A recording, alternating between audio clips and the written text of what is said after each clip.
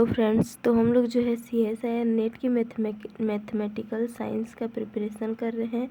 हम लोगों ने एक टॉपिक लिया है, मतलब एक सब्जेक्ट लिया है जो है कॉम्प्लेक्स एनालिसिस, और इससे आए हुए क्वेश्चन को हम लोग प्रिपेयर करते जा रहे हैं। CSIR नेट में जो भी क्वेश्चन आया हुआ है उसको हम लोग प्रिपेयर करते जा रहे हैं। हम लोग का सब्जेक्ट तो कॉम्प्लेक्स एनालिसिस है, लेकिन हम लोग इस वीडियो सीरीज में सबसे पहले एक टॉपिक लेते हैं और उस टॉपिक को पहले क्लियर कर रहे हैं और उस टॉपिक से रिलेटेड क्वेश्चन ले रहे हैं। जैसे हम लोग का यहाँ पर टॉपिक है इंटायर फंक्शन, और इंटायर फंक्शन से रिलेटेड हम सारे क्वेश्चन को कवर कर रहे हैं। तो ये हम लोग का CSIR नेट दिसंबर 2016 में आया हुआ एक क्वेश्चन है, जिसको हम लोग सॉल्व करेंगे।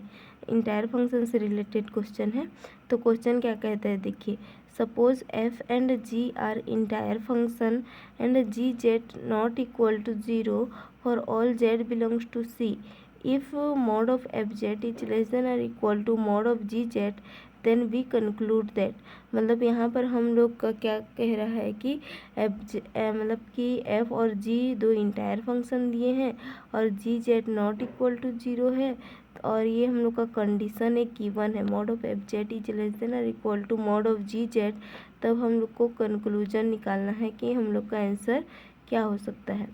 तो देखिए, सबसे पहले हम लोग यहाँ पर 4 ऑप्शन दिया गया है, ऑप्शन 1 2 3 4। तो ये ऑप्शन को हम लोग को कैंसिल करते जाना है। तो कैंसिल करने के लिए हम लोग को कंट्राडिक्शन एग्जाम्पल लेना पड़ेगा। जैसे कि ऑप्शन ए में क्या बोल रहा है कि fz not equal to 0 for all z belongs to C। तो हम लोग इस कंडीशन को देखते हुए इन ऑप्शन के कंट्राडिक्शन एग्जाम्पल लेंगे। तो fz नॉट इक्वल टू 0 बोल रहा है, तो हम लोग fz इक्वल टू 0 लेके देखते हैं क्या यह कंडीशन सेटिस्फाइड होता है या नहीं। चूँकि fz इक्वल टू हम लोग 0 लेंगे और हम लोग के यहाँ पर तो gz बोल दिया है कि 0 नहीं लेना है, तो मैं gz इक्वल टू 1 ले रही हूँ।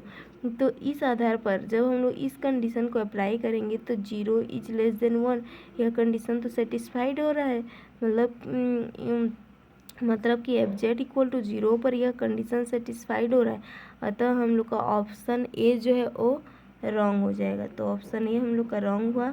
इसी तरह हम लोग सेकेंड ऑप्शन को देखते हैं कि f is a constant function, मतलब कि f हम लोग का कांस्टेंट फंक्शन है बोल रहे हैं। तो हम लोग fz को कोई नॉन कांस्टेंट फंक्शन लेके देखते हैं और तब यह कंडीशन सेटिस्फाइड करके देखते हैं।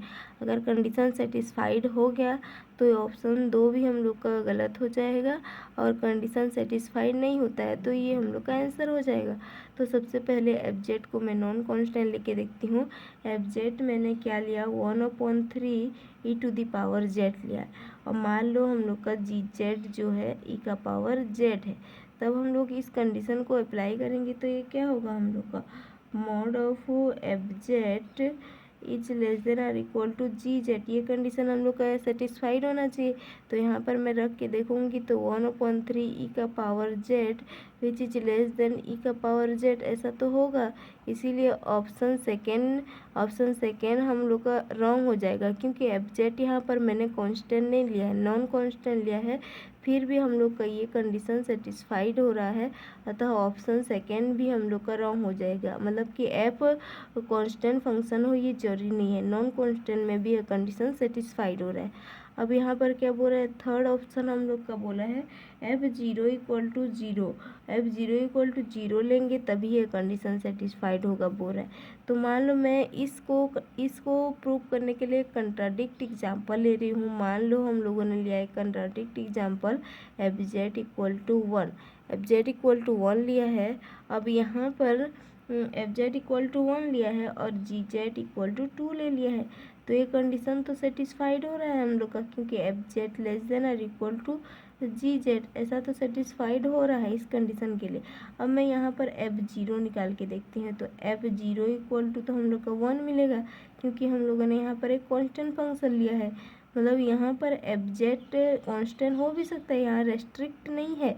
ऑप्शन सेकेंड क्या बोल रहा था कि रेस्ट्रिक्ट है कि f हम लोग का कांस्टेंट ही होगा। कांस्टेंट हो भी सकता है, नहीं भी हो सकता है। तो यहाँ पर हम लोग थर्ड ऑप्शन को कैंसिल करने के लिए यहाँ पर एक कांस्टेंट फंक्शन का एग्जांपल लिए हैं और जी जेड इक्वल टू 2 लिए हैं। तो जब मैं F0 निकालूंगी तो उसका वैल्यू क्या मिल रहा है, 1 मिल रहा है। जबकि ऑप्शन नंबर थर्ड में क्या बोल रहा है कि हम लोग जब भी f को डिफाइन करेंगे तो F0 इक्वल टू 0 ही होगा, तभी यह कंडीशन सेटिस्फाइड होगा बोल रहा है। जबकि हम लोगों ने F0 इक्वल टू 1 पर भी यह कंडीशन सेटिस्फाइड कर दिया है। अब हम लोग आते हैं ऑप्शन नंबर 4 को चेक करने के लिए। अब हम लोग ऑप्शन नंबर 4 को चेक करेंगे तो यहाँ पर क्या बोल रहा है कि for some C belongs to complex number Fz equal to C G Z, मतलब सी यहाँ पर जो है कांस्टेंट है। तो यहाँ पर f and g entire function है। 4 के लिए देखिए, फोर्थ पॉइंट के लिए f and g entire function है। हम लोग f and g entire function है, तो हम लोग जब मॉड ऑफ Fg लिखेंगे तो ये भी ऑल्सो इंटायर फंक्शन ही होगा, ऑल्सो इंटायर फंक्शन। तो mod of Fz is less than और equal to mod of Gz। इस कंडीशन से हम लोग क्या निकालेंगे, mod of Fz upon mod of Gz which is less than और equal to 1, mod of Fz of mod of Gz which is less than और equal to 1। तो यहाँ से हम लोग क्या बोल सकते हैं, लेस देन और इक्वल टू 1 मिला है, दैट मीन्स कि मॉड ऑफ Fg जो है वो हम लोग का बाउंडेड है, बाउंडेड हो गया, ये हम लोग का बाउंडेड हो गया, f अपॉन g बाउंडेड हो गया। और यहाँ से हम लोग का क्या कंक्लूजन मिला है, इंटायर, और यहाँ से मिल गया bounded. f and g entire and bounded, f and g हम लोग f अपॉन g हम लोग का इंटायर और बाउंडेड मिल गया, f अपॉन g हम लोग का इंटायर बाउंडेड मिल गया। तो हम लोग जानते हैं कि एक थ्योरम आता है जिसको हम लोग बोलते हैं ल्यूविल्स थ्योरम। ल्यूविल्स थ्योरम क्या कहता है कि कोई फंक्शन अगर इंटायर और बाउंडेड है तो वह फंक्शन हम लोग का जो है कांस्टेंट होता है। कोई फंक्शन इंटायर और बाउंडेड होता है तो हम लोग का कांस्टेंट फंक्शन होता है, कांस्टेंट फंक्शन होता है। तो हम लोग का यह फंक्शन जो है यह भी हम लोग का क्या फंक्शन हो जाएगा, कांस्टेंट फंक्शन हो जाएगा, कांस्टेंट फंक्शन हो जाएगा। तो हम लोग कांस्टेंट फंक्शन को किस तरह से डिफाइन करेंगे, Fg इक्वल टू सी, कोई कांस्टेंट वैल्यू, यहाँ पर कोई कांस्टेंट वैल्यू, यहाँ पर कोई कांस्टेंट वैल्यू लेंगे।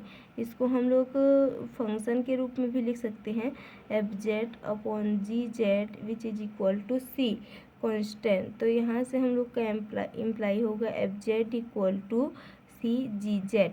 हम लोग का कंक्लूजन यहाँ से मिला। हम लोगों ने f और g को इंटायर फंक्शन लेके फिर बताते हुए हम लोग चले हैं।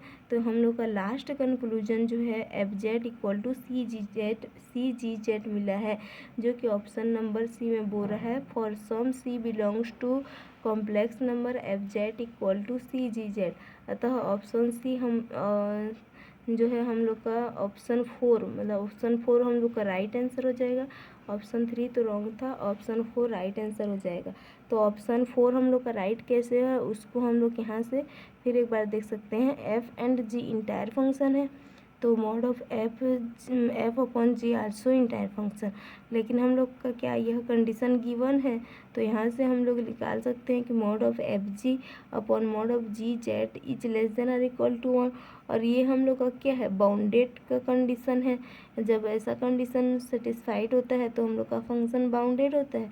तो यह फंक्शन हमारा बाउंडेड हुआ, और यहाँ से हम लोगों ने इंटायर बताया था, यहाँ बाउंडेड हो गया। तो इंटायर और बाउंडेड जब होता है वह कांस्टेंट फंक्शन होता है। तो हम लोगों ने उस कांस्टेंट फंक्शन को डिफाइन किया जिससे इसका वैल्यू ये मिला, और यहाँ से हम लोगों ने conclusion Fz equal to C G Z निकाला। सो यह क्वेश्चन इसी तरह से क्लियर होता है। इसी तरह का वीडियो देखने के लिए हमारे साथ बने रहिए। So thank you so much.